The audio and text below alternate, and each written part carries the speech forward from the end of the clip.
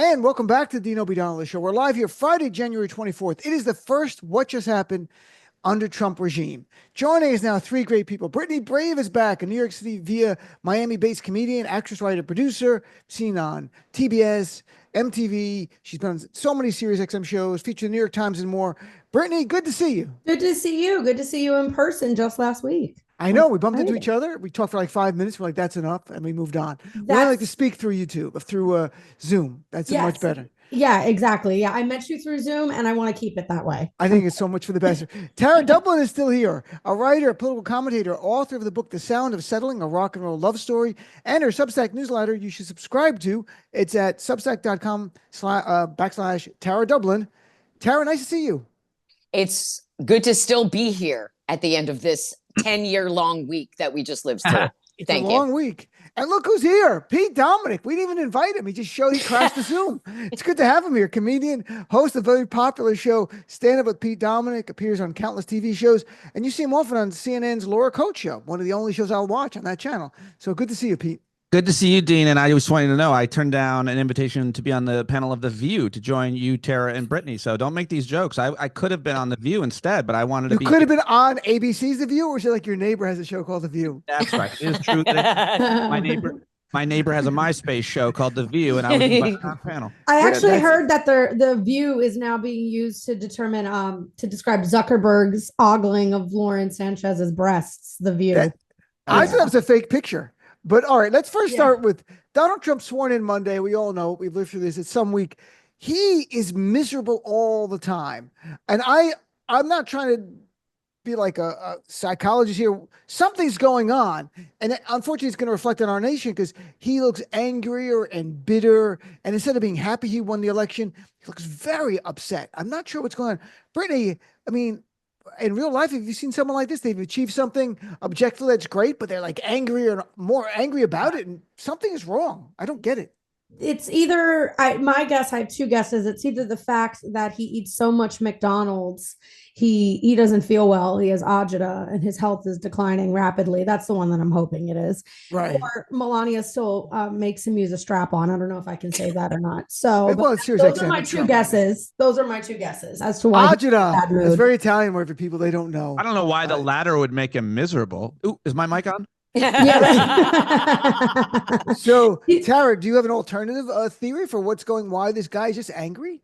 I mean, he's been miserable since birth. Why does anybody expect him to change ever? He will never change.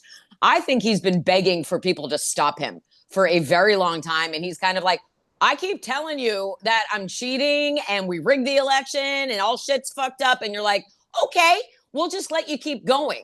I think he's been begging for people to stop him for a really long time. And he's like, why are you letting me do this? I'm just going to keep doing bad shit and see how far I can go. His best friend is a Nazi. So like, I'm thinking a Nazi who's stealing focus from him. So maybe he's just mad that it's not all about him still. I really don't know. But what I do know is that miserable people want everybody else to be as miserable as they are. Interesting. So you think he's like a criminal who wants to get caught or just stop? I think so. It's like when a little kid is begging you to put rules down instead of letting them run wild. He's like, I'm telling you what I'm doing. Why aren't you stopping me? Or it's like he doesn't really want the job. I kind of agree that he's begging people. He wishes people would just like beg him to quit. He probably doesn't want the job. And now that it's time, he got the power, he got the victory, his ego got stroked, he got what he wanted. And now it's time to actually get to work. And he's miserable because he's like, people are asking me too many questions. I don't like working. He doesn't like working. He's a lazy sack of shit. All right, let's Pete, as the man's going to explain why. Tell the women what's really going on here, Pete. I don't know why. Yes, please mansplain Trump to us because we don't know. Because Pete was just waiting his time because this is the time for white guys to shine. This is your moment. You know what? I've got nothing. Come on, Pete. Why is he? Wouldn't you be happy even after what he went through? Like his Sean Hannity interview. I read it. I didn't watch it. Hannity literally tried to ask about the economy 5 times, and all he wanted to talk about was retribution. That's all he wanted to talk about. You're acting. You, Dean, are acting with this question being postured this way that you haven't covered him every day for as long as the rest of us. And you've never seen him be happy. He doesn't smile. He doesn't laugh. The truth is, he probably has never really felt much joy, or when he did, it was fleeting. And then he needs to go get some other kind of dopamine hit because he's so empty inside. I mean, partially true. You know, Brittany's joke aside, he might not be having any sex. It's very possible that Let's hope he's not. There's no need to bring that up. Please don't. I mean, it matters. It matters to your joy. I mean, with all that power, and yet everything he's done is. I think if he had some kind of side piece, some kind of affairs he was having, I think we'd find out about it. No secrets can be kept. And I think finally, retribution is what he's doing. His main role right now is finding revenge on people like John Bolton and Mike Pompeo. Pompeo, the latter of which carried out all of his grandest dreams, had assassinations done in his mind. And then Trump doesn't like him anymore. So he's like, no more security for you, Pompeo. Pompeo? That's how he says it. He's the coffee boy now. Look, Pete, I'm telling you, this is a different Donald. There were times in the first term, there were some moments of happiness with him. He has just scowling. I just saw a clip of him in North Carolina there. He stepped and he's there to see where the hurricane months ago hit. He's like, FEMA's gone. We're going to get rid of FEMA. Like, I'm not even kidding. Like, it's just anger. And there's a guy behind me and he's going to run it. That's what he didn't even know the guy's name. I swear to God. It's like, that guy behind me is going to run FEMA and FEMA's gone. We're getting rid of it. I'm like, what has happened? Like, something is deeply wrong. And I'm not being naive or like. He's not running for re-election. Maybe he doesn't have to run for re-election. Maybe that makes him put them. Tell that to Andy Ogles, who just introduced a new amendment. Fuck you, Andy Ogles. Oh my God. I cannot even believe that they want him to be a dictator for life, which, if Brittany's prediction is correct, should be about 6 more weeks. So I hope to God. Well, we don't right. know. But then we get JD Vance, and nobody wants that either. So what we really need to do is go back and figure out what the fuck happened, which is what we're here to talk about. What happened Sunday? He's on stage bragging that they rigged the votes, and thanks, Elon, for delivering Pennsylvania. And everyone's like, let's just swear him in and see what happens.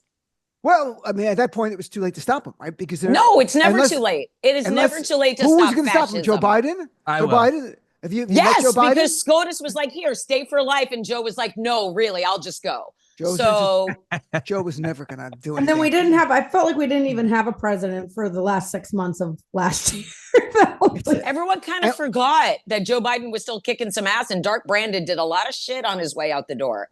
But the media won't tell you that, so don't worry about it. I think what Biden should have done is when he goes to Trump, welcome home. That's what he said to him. And then he'd be like, behind you, there's a drone. And then the drone strike would happen. And then we were like, yeah, there you go. He still has the power right to the end. But he didn't do it. So Biden's going to do nothing. You think Biden should have had a drone waiting in the White House? Is that? No, outside. Outside. What if they just went around and glued all the toilet lids shut? What if they did that? Like, I love the idea of the Biden staff just like leaving, like doing little pranks to make life miserable for them in the White House. Yeah, like, I can't open the Resolute desk drawer. Oh no. Biden just had like a big bowl of chili and just like ripped ass on like the Oval Office chairs. They had January 6th, the White House. Like they had pooped everywhere. Right? Like you pooped on the Capitol, your people, we had our whole staff. We shut the bathrooms for a week. I long for the pranks of 2000 when Bill Clinton's outgoing staff took all of the W's off the keyboard for George W. Bush's people. Yep. And it really is that true? It's true. Oh, that's hilarious. See, that's American pettiness. That's the kind of resistance I really enjoy. By Just the way, anything that's going to make your life a little bit more difficult. I think there's a glitch in the Matrix. I've seen the same cat go behind Tara twice so far. Like, I'm not sure if they're coming for Mr. Anderson. They're going to any second. Those Matrix figures are going to show up. Mr. Obeidallah. There's 2 plans you can go on. All right, let's continue on here. You know who did look happy was the oligarchs. And a lot of them were happy staring down Jeff Bezos' wife's was his girlfriend down her dress, which is kind of weird, but that was really, but the billionaires, look, they were giddy. The Google guy was there, Tim Cook from Apple, Elon Musk. And this is even before the Nazi salute. We'll talk about that. But at the inauguration, they look pleased with themselves. They're like, look, we've done it. We're on the dais. We run the country. The wealth, it's finally out in the open right now. And I thought that was kind of interesting. Like they were happy. Trump is miserable. Why is that? Brittany, what do you think here? The oligarchs are just happy, the billionaires, because they're billionaires? I mean... Yeah, because they're billionaires, and obviously all of their strife and suffering and everything that they've been deprived from the last couple of years. It's ending, Dean. Obviously, life is finally going to turn around for Elon Musk and Mark Zuckerberg. A lot of them lost their houses in the fire, he said.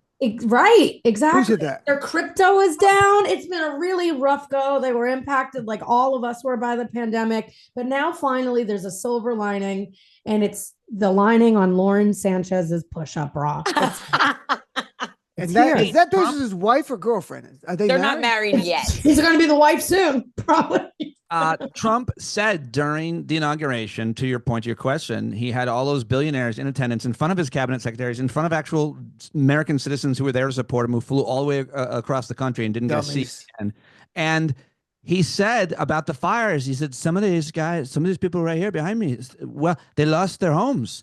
And all of the billionaires were looking at each other, and A, none of them did, factually. And number two, like, how weird must that be? Like, I'm a billionaire. Like, it would not be a problem if I have I lost one house. But since I'm talking and budging, you're probably going to go to Tara. I'll just finish my point about billionaires and the oligarchy. I mean, it's like a communal grift.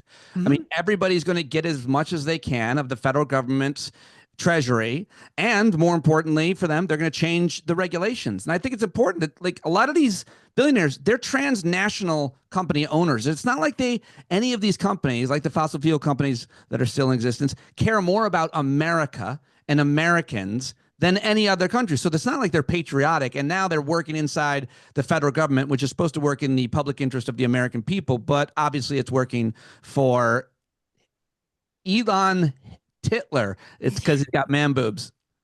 Yeah, they're bigger than mine. It's not a government by the people for the people. It's by the billionaires for the billionaires. It's a plutocracy. It's bought by the billionaires. That's what it is. So, Pete, what did you say about Tara? I have to go to Tara now, or what did you say? I just jumped onto Brittany anyway, and now I'll go back to The View. The View is, they're not filming today because you couldn't make it. They shut down. That's right. They should just shut down production. Yeah, the ratings are plummeting because Pete's not there. They're like, there's a man missing who's going to make sense of all of it, and we're just women, so we're all going to go home now. But wait for the man to go. There's 2 cats behind Tara now. I have 2 cats. Tara, it's a requirement. If you live in Portland and you're a single woman, you have to have more than 1 cat. That way MAGA can go after you extra hard. So there are 2 cats here. Yes, what do we do about the billionaires and the plutocracy? What can we do? Well, at some point, will there be a backlash? Will there be there was to the Gilded Age in the 1880s? I think that there's already been a backlash, because I don't think that Americans want Peter PayPal running this country with Elon Musk. Pretty sure they should not be doing that. And it's going to be about small acts of resistance on our part that will collectively impact them. So there are people, don't use Amazon, don't use Twitter, don't use Apple products. And that's like, well, that basically is the whole planet. So it's about resisting when we can, where we can, and being really vocal about it. And if you're still on Twitter like I am, every single day you should be using the hashtag Elon is a Nazi and sharing the photo of him doing the Nazi salute, because I am a Jewish American. And I will tell you, I know what a Nazi salute looks like. And I saw a Nazi saluting not once, but twice. Don't tell me it was an awkward movement because he's on the spectrum. He's a fucking Nazi. He is apartheid Clyde. I know. And so what we have to do is continue to tell the truth and shine a light, because this is how the Holocaust started. It started with everybody going, oh, no, it's fine. Everything's fine. The slow boil's fine. We're all fine. Everybody's fine. None of this is normal. No. None of this is fine. Yeah. And so he's on track for a 3rd impeachment. I say, let's fucking go. I will just add, I think it's been really an injustice to people, who are autistic, and people have autistic people in their family. But I will say, I know a lot of autistic people, and most of them are fascists. Oh, well, is that one of the... Do they walk around regularly saluting like that? Because I know if you do it in Germany, you immediately get arrested. All the fascist people I know are so on the spectrum. There's a spectrum that goes into fascism, like on the spectrum, like you're progressive here, moderate, and then you're. You start here. Then you there's been a general wave of people coming out as autistic or on the spectrum over the last couple of years, and it does statistically tend to happen after they do something incriminating and terrible, like i.e. wave and Nazi salute. Well, they used to go to rehab. They're like, I'm awkward. I'm sorry. Yeah. Remember they would go to rehab, like Anthony Weiner. And people like that, they would have to go to rehab. I agree with Tara that we have the little moments of resistance, which are important. And I should mention this moment of resistance brought to you by my new Trump watch. You can buy that online. It's a new, like he'll put out, his grift is unlike anything. It is the ethics. The Bitcoin, the invisible internet money that he somehow makes money from. I don't get it. Ethics people have they've given up. They've changed their careers because like there's nothing more we can do. You say that, and yet you have been hawking halal coin. I've seen halal coin. That's the coin right there. And if you get it, it's gonna be only good for good Muslims. That's how it works. Can I get some halal coin if I give you all the Hawk Tua coin that I bought and then went big? Certainly, we'll swatch it. Halal for Hawk Tua coin. Perfect. Look, everyone's gonna have their own coins. And that's the future too, right? Like there's no more American currency. Everyone gets their own crypto. Whatever you want, the more popular you are. You're gonna have celebrities. I mean, it was ETFs before, but now it'll just be these kind of things. Like it's your own currency. I knew it was smart for me to keep all my Monopoly money. You can I still don't get it. I don't get these NFTs. Like, why don't you just take a screenshot? A screenshot is free. Right. It's the NFT, grift not is ETF, endless. Sorry. ETF's a real thing. It's a fund you can invest in. And a non-fungible token is the NFT. Yeah. What? Just give me a dollar bill in my hand. I'm Gen X. I want to hold the money. Yeah. I want to hold it in my hand. For the way you look would be great. It's like the head, and I would buy it.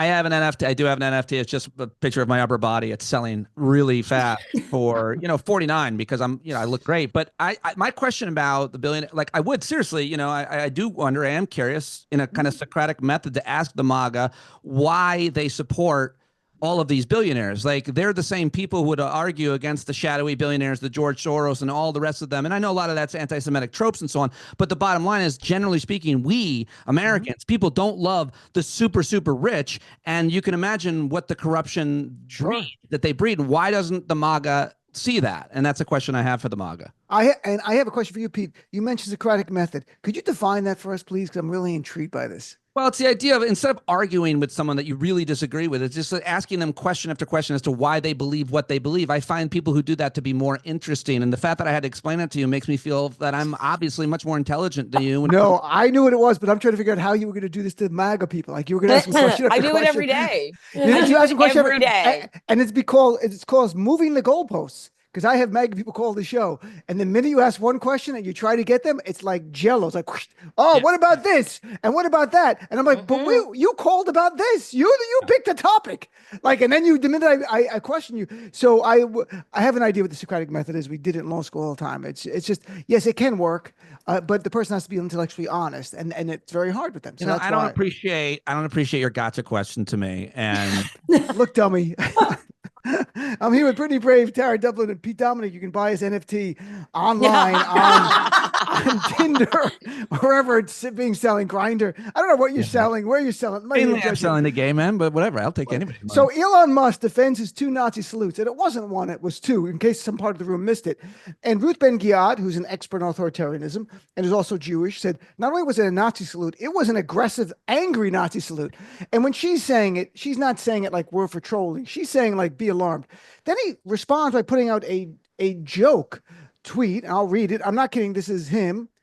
He wrote, "Don't say Hess, as in Rudolf Hess, to Nazi accusations. Some people will Goebbels anything down. Stop goring your enemies." His pronunciations would have been he/Himmler. Bet you did not see that coming. And that's like a bad comic writing this and doing a bit. He wrote that. Musk wrote that and put it in writing. And even the ADL, which was defending him on the other stuff, are like, okay, this is a bit unnerving. Yeah. You're well-versed in all these Hitler references, and you're making fun of the people who were involved in the Holocaust. So even the ADL, which defended him on the Nazi stuff, were like, okay, we want to be your friend because you can help us, but this is too far. I don't know what's going on. I feel like we're in a big psychological experiment right now. I really feel like we are patients in this, and like you're patient 1 and 2, 3 and 4, and all of us on our side. And they're like, now let's do a Nazi salute, and then tell him it's not a Nazi salute, and then he'll write a Nazi poem afterwards. Yeah. And you're like, okay, what's going on? Tara, let's start with you. What the F is going on? Start with the token Jew on the panel. Yes. You're not. There's only 4 people. There's only I know. It's fine. I'm happy to represent. I mean, obviously, it's disgusting, right? Mm-hmm.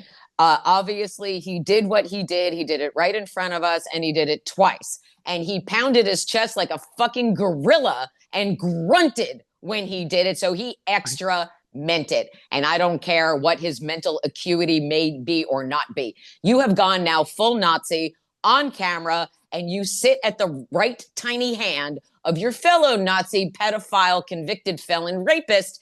These are who we have in charge of our country right now.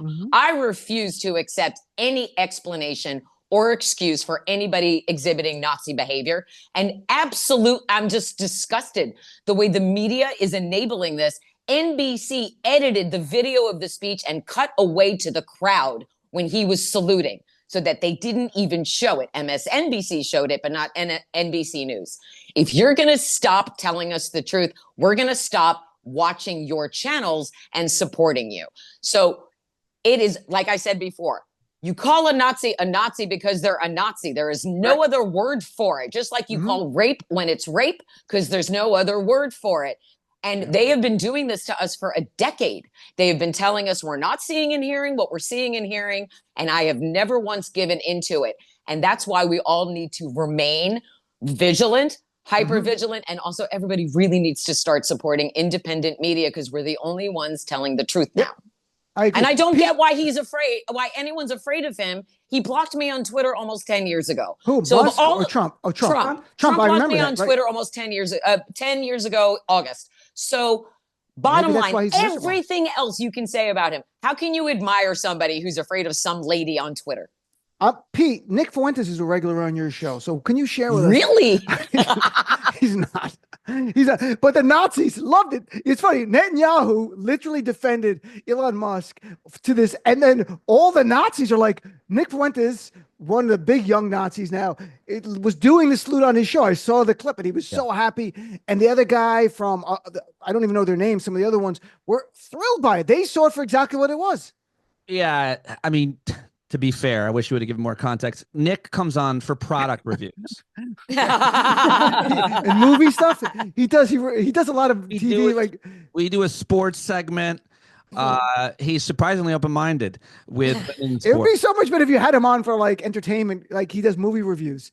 And Nick, we don't talk politics. He comes on. He did a whole thing on the Oscars. Really disappointed with some of the nominations. Didn't go down the way he wanted. I'd like to hear him review Schindler's List. How about you do that?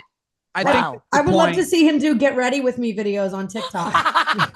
Remember Nick DiPaolo used to do a joke about Schindler's List? Oh my God. Don't get me started. I'm not going to repeat it. I won't a million stories. I mean, I think it's important that when we talk about what might be anti-Semitic or what is racist or what is sexist, there's a broad range and people have a different perspective. And sometimes, there are words and a rhetoric, and sometimes it's actual actions, right? And we can hash that all out. But when someone says, I'm a white supremacist and I hate black people and I hate Jews, which I basically wake up saying in the morning, gets me started, makes me feel better than others. Those are your affirmations? Yeah. I mean, when someone admits those things and they identify and they're in militias and so on, and they then support someone, that's the evidence you need. So when I say Trump's a racist, you say, oh, prove it. The answer is all of the racist people support him. And when your question is, was it a Nazi salute?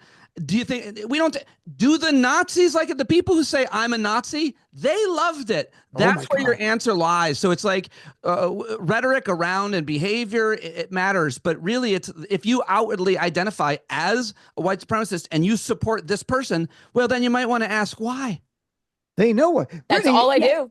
Brittany, on the right, the people were showing like Tim Walz, the governor of Minnesota, where he put his hand on his chest and like waved to the crowd. And I'm like, it's not even the same world. Like, I know you're doing this because you have nothing else to go with. But when someone puts their hand on the chest and they go like this, that's one thing. He did the angry straight arm, and the hand was like that. Yeah. And you're like, I'm like, this is not a game. It was a real aerodynamic. There you go. He did it twice. So he wanted to make sure that the message was coming across to everybody. And Nazi organizations have come forward and praised him for it, which even if we were to give him 1% benefit of the doubt, that would have been the time for MAGA and Republicans and for him to come forward and say, wait a minute, Nazi organizations, no. And that's not what he did. He just doubled down and he wrote a Nazi Dr. Seuss poem that I'm pretty sure he read to his kids every night to put them to sleep. So the only other plausible thing could be the hand motion was what inspired the retarded handles on Teslas. That's the only other thing, is he was imitating how you open his stupid car. But I saw don't that. think so. I saw that Tesla's only selling white cars going forward. So that's another sign right there. Now, even the Cybertruck's going to be With now hoods, white. actually, with hoods. With hoods, actual hoods on it. I'm chatting with Yeah. Brittany Brave, Tara Dublin, and Pete Dominick. Look,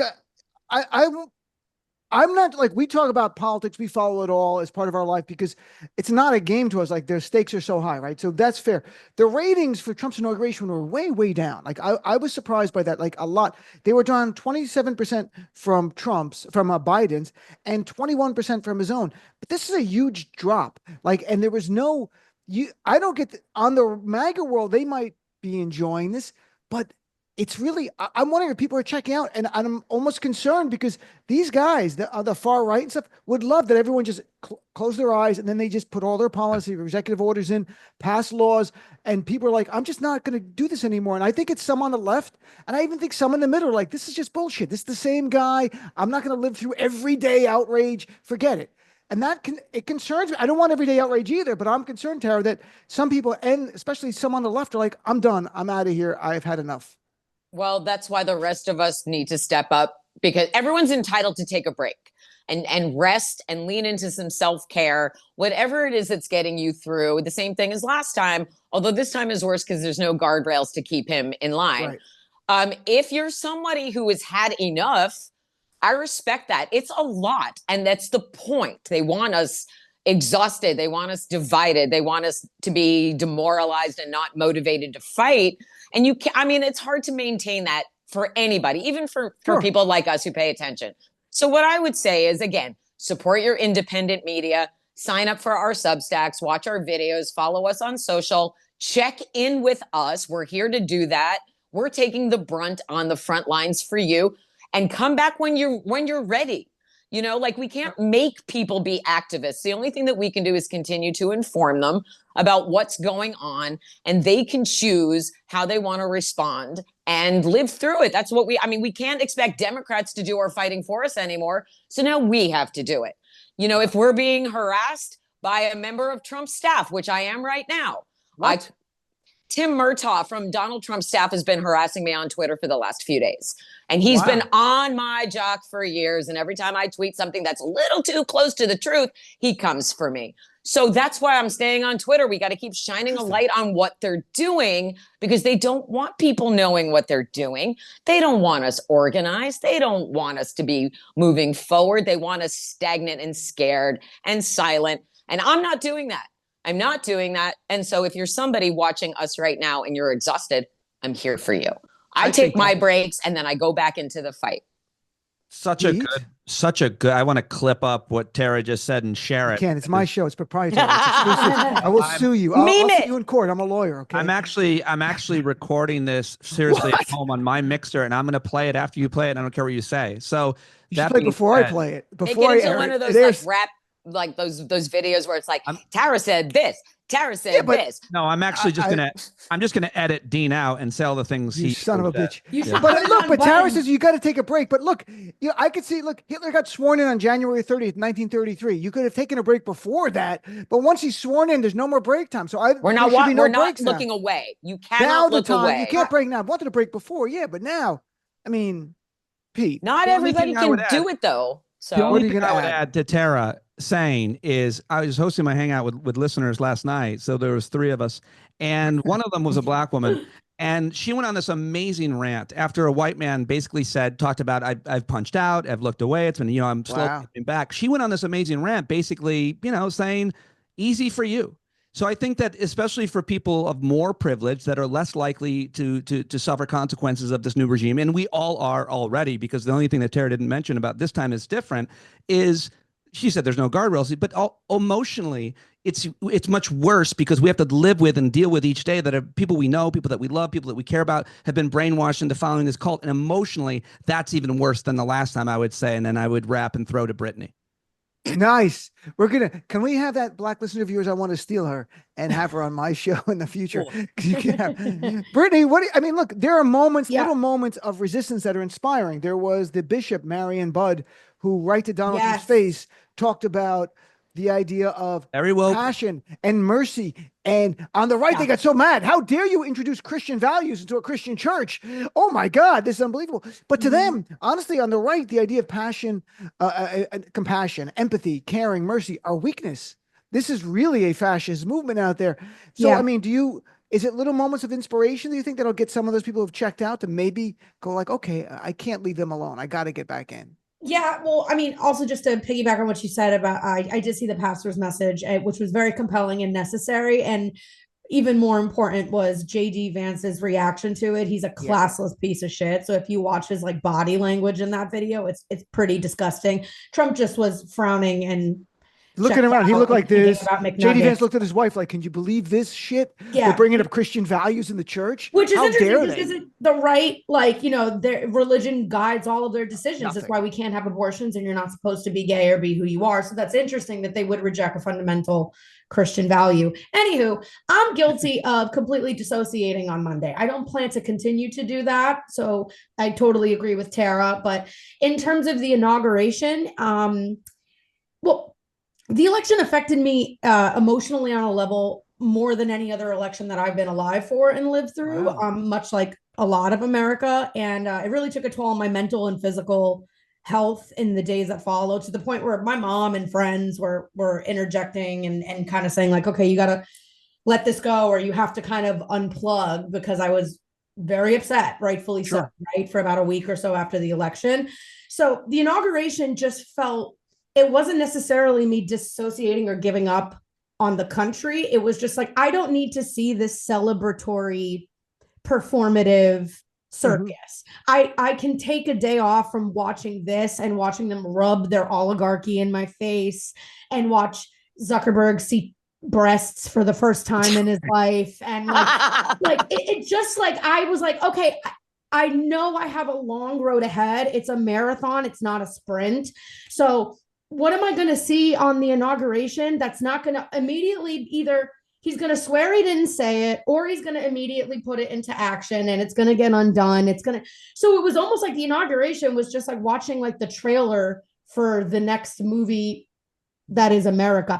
And I feel like if I'm going to survive and I'm going to be able to show up for the issues that really matter to me, and when I really need to have these acts of resistance, I kind of need to microdose America right now.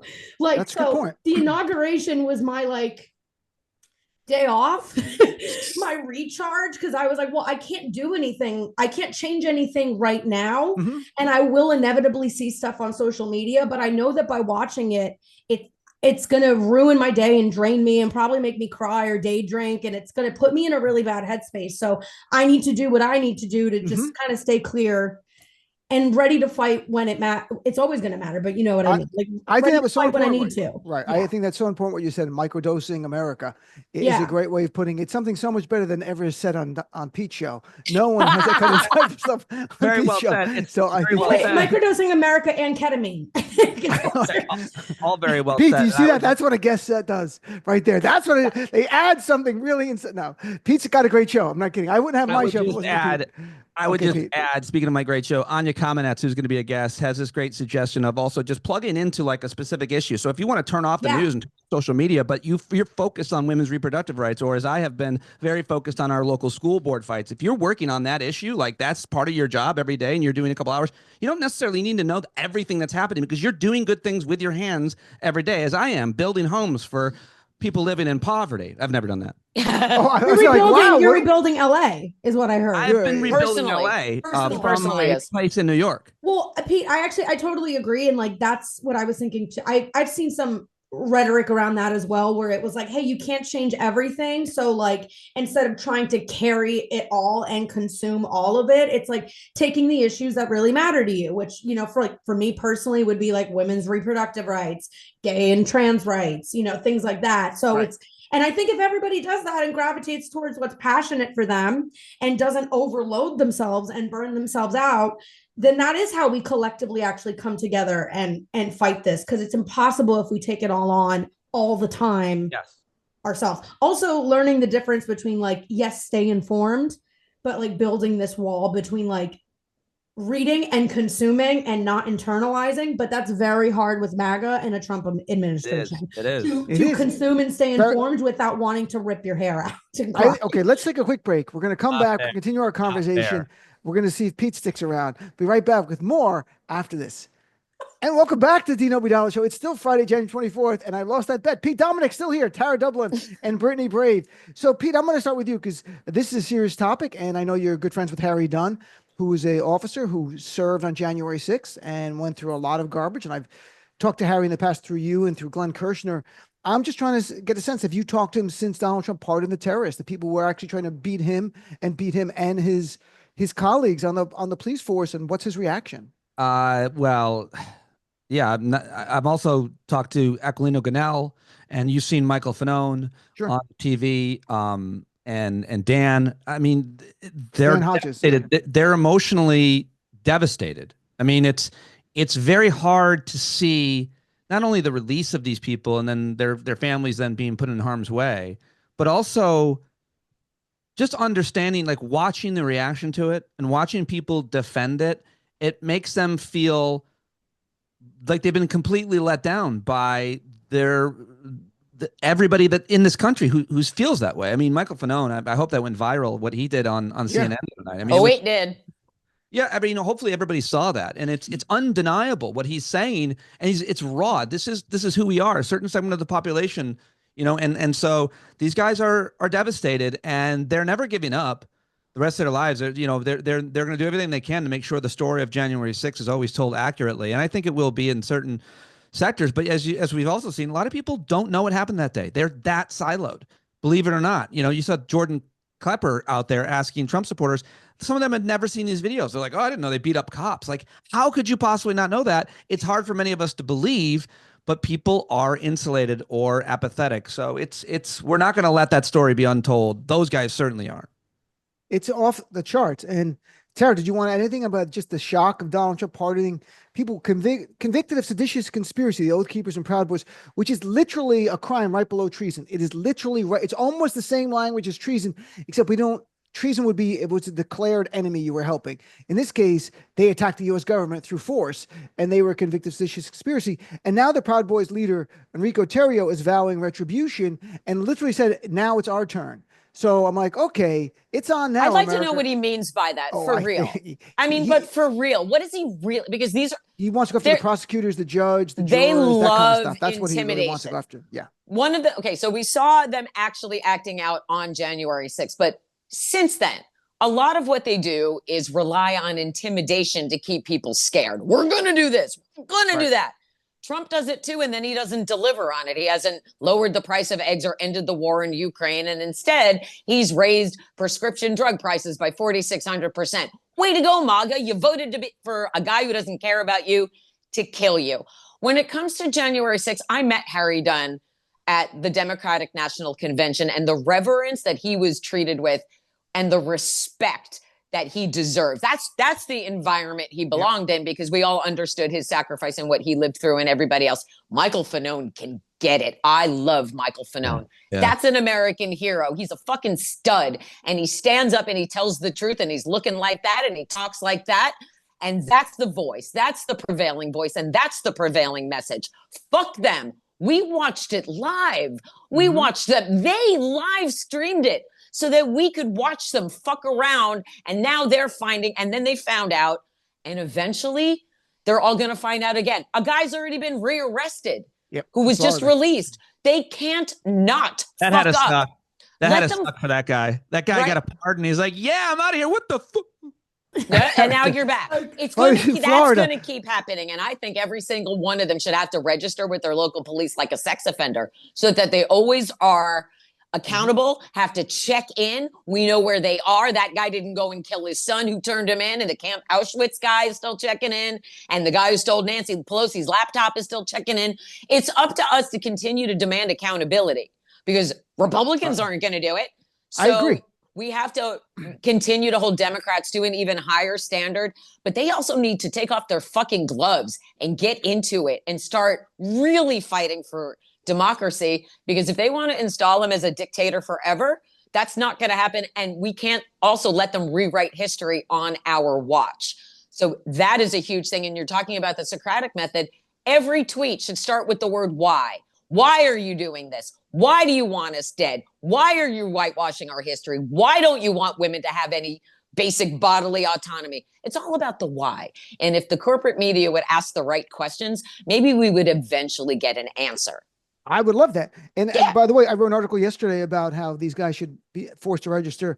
States should pass laws like Megan's Law to require them, anyone convicted of a felony and above, to register. And the police should want to know that they're in the town too. They're setting up shop. Proud Boys, Oath Keepers, the people who have hurt the police. And the law should be called the Donald J. Trump January 6th Act. So his name in January 6th. I love that. Forever. I love that for us. This is They're important. terrorists. They are. They are the domestic terrorists. Corporate media will terrorists. never use that term. I keep citing DOJ is called January 6th an act of domestic terrorism because it fulfills the definition. I had Trump supporters going up, but they weren't charged with terrorism. Like I said, well, is there a law for domestic terrorists? I was like, of course there is. No, there isn't. It's kind of remarkable to people. There's not. If they were black or brown, they'd have been called terrorists all day long. That's absolutely true. They were halal like me, or haram like some of the other Muslims. Or if they killed the United Healthcare CEO, they would call the terrorist. But what happened to Luigi? Remember, Luigi was the talk of the town. He was like Timothy Chalamet, and now he's nothing. But also, what about school shooters? Those are terrorists as well. But like, there's that aversion because it's as long as the school shooter is white, we're not going to use the term terrorist. It doesn't make any sense. The latest school shooter was apparently a black white supremacist. A black white supremacist. A black white supremacist. The school shooter in Tennessee, I believe, was radicalized by what's her name, the black woman who used to be in the Daily Wire, but she was too extreme. Oh, Candace. Yep, and that blood is on her hands. Then fuck her. He said in his manifesto. Yes, he did. And more importantly, he was an incel.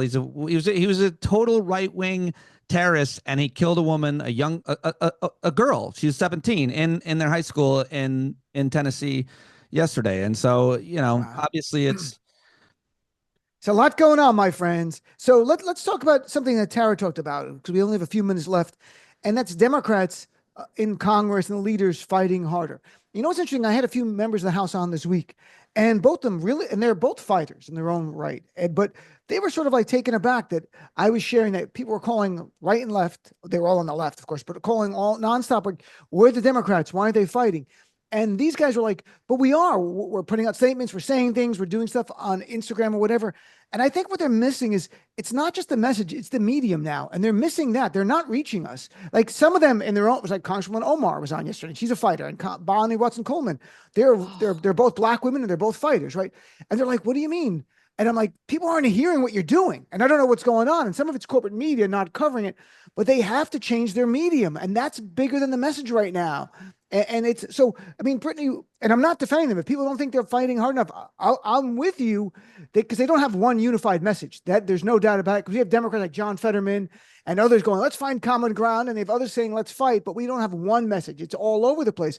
So, Brittany, what do you want to see from Democrats? Or have you given up on the leaders and go like, you're just going to fight issue by issue if things are important to you? I haven't completely given up, but I would say that I don't think that they're not fighting hard enough. I don't think they're fighting at all. And I've said this forever that they have to get a little scrappy, for lack of a better term. I mean, I think I've said exactly this on your show before, that it's like, you can't show up with class and tact and petitions and celebrity endorsements and brat campaigns for your election. And like when Republicans are storming government buildings and lying and stopping at nothing to get everything done. It's like, they're taking the gloves off and you're like, oh, I'm afraid to punch you too hard because you might get hurt. It's not the comparison that I use. It's like Republicans are stand-up comedians and Democrats are improvisers. They're like, I just want to have fun and support each other.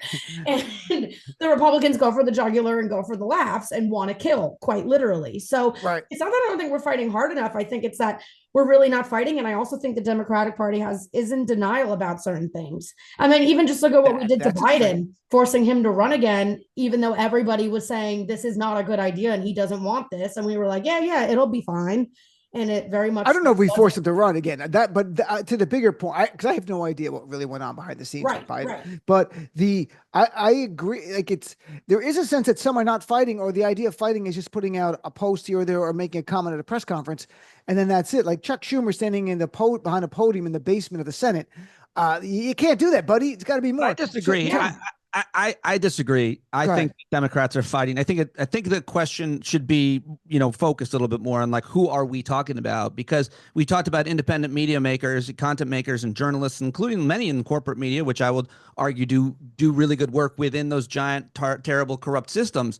And I think I wouldn't go to Congresswoman Jasmine Crockett or Anna Presley or Alexandria Cortez and say, I don't think you're fighting. No, I agree. Fighting hard enough. I also think they are absolutely harnessing new media in all kinds of ways. I saw 3 senators, Scott Murphy, Cory Booker, and Brian Schatz from Hawaii on Instagram, sitting there talking. I see them taking action on the floor. There's plenty to criticize about leadership from Chuck Schumer and on, and Nancy Pelosi, and certainly Joe Biden. There's plenty, but I think we should highlight the great work that many are doing. Not only them, many Democrats and progressives across the country working in grassroots. And I also think, I agree with your analogy, Brittany, about comedians and improvisers, but I think that we can't talk about and diagnose the Republican, conservative, liberal movement, MAGA movement the same way. Ours is so much less, homogenous, and we have to do things differently. And more importantly, we're more improvising to them because we're always reacting to them. How am I supposed to, in my local school board fight, know that they were going to tell horrible lies that they told, bold, audacious lies with no proof, and that there would be very little for us to do but to react? So I think it's just more nuanced, and I see people fighting all the time, and I want to highlight their work. I think some are fighting. What I'm talking about is a one unified message. I think you're not fighting. Party. I'm fighting all the time. Tara, what about you? We have like 2 minutes left. I am doing my best. There are plenty of Democrats who follow me back on Twitter. Yet I feel like they have all evaporated. And I have, since the election, made phone calls, emailed, tagged them on all of their socials. And what it seems to me is the lack of response to this obvious outrage from us. They're all like, it's going to be fine. We'll just all work together. John Fetterman really pissed me off by supporting Pete Hegseth. Really? You're not going to stand up and say, hey, this guy beat all of his wives and he's a drunk and he's a Fox News talking head and he's fully unqualified. Why would you enable that? We have to make a stand. And if you think that voting with MAGA is better for the country, then you don't belong in Congress. It's not the way. It is. Agree. So when we say, I agree with Pete that we have individuals who are fighting, we do. I agree. But we don't have a collective. Right. And so you're wrong, Pete. And that's Pete's what wrong. it is. And when Dan Pete, Goldman, so on Sunday, he says he rigged the election. Jasmine Crockett is like, she tweets, did he just say he stole the election? And Dan Goldman's like, I'm seeing irregularities that should be investigated. Well, then do it. Yeah. Do it. Don't just say it should. You have the power. Investigate him. Impeach him again. I agree, Tara. I know we've talked about this before. You were on the show since the election, but I want to give everyone a chance to plug what their work in our literally last minute. Brittany, where can people follow your work? Anything you want to plug? Go ahead. At Brittany Brave on everything, Instagram, Twitter, TikTok, if it's still around. I think it is. Yeah. I'm pretty sure it's back, right? Yeah. I hate that app anyways, but I don't miss it. I hate it because I bomb on it. So I selfishly was like, go. Yeah. I was like, I hate these Gen Zers and their dances. Anyways, but come see a show. I'm on the road starting again next month. Great. Yeah. Tara, what about you? Where can people follow your work? I'm Tara Dublin Rocks on Twitter. My Substack is taradublin.substack.com. Tara Dublin Rocks 1 on Instagram. And please buy my book, The Sound of Settling, a rock and roll love story at taradublinrocks.com. I am 8 copies away from selling my 1,000th Wow. book. I am self-published, no agent, desperately looking for a book deal. So taradublinrocks.com. You know who loves this book? Ellen Barkin. Ellen Barkin loves this book and wants to be in the series. So let's go. Let's make something good happen. taradublinrocks.com. Pete, and you're, of course, at nickfuentes.com, right? Where you beat me. I honestly, I was all ready. I go, you check out my new show, Pete and Nick. It's Steve and Nick. It's a morning show? Unboxing tech products. You should call it Nick and Dominick. There you go. Nick and Dominick. That's a good name, actually. You can actually, Pete, where can people get your great podcast Stand Up with Pete Dominick, which is a great show? I self-produce everything. I've got one or two amazing guests who are really, really smart every day. And now, since the election, I started doing a segment I call The Good Stuff, because it's an everyday podcast that comes out in the morning. And so I open with something hopeful, inspiring, happy, funny, whatever, because, everything is crazy. And we've got an amazing community that we've built around us. So check it out. Stand Up with Pete Dominick, wherever you find your podcasts, including YouTube. And I'll be stealing The Good Stuff. I like that very much. Is that 2 Fs? Exactly. I'm going to do that. All right. Pete, Brittany, Tara, thank you guys so much for being on. It was a great segment. I really appreciate it. Have a great day. We hang in there. We're going to keep fighting. We'll take a break and be right back.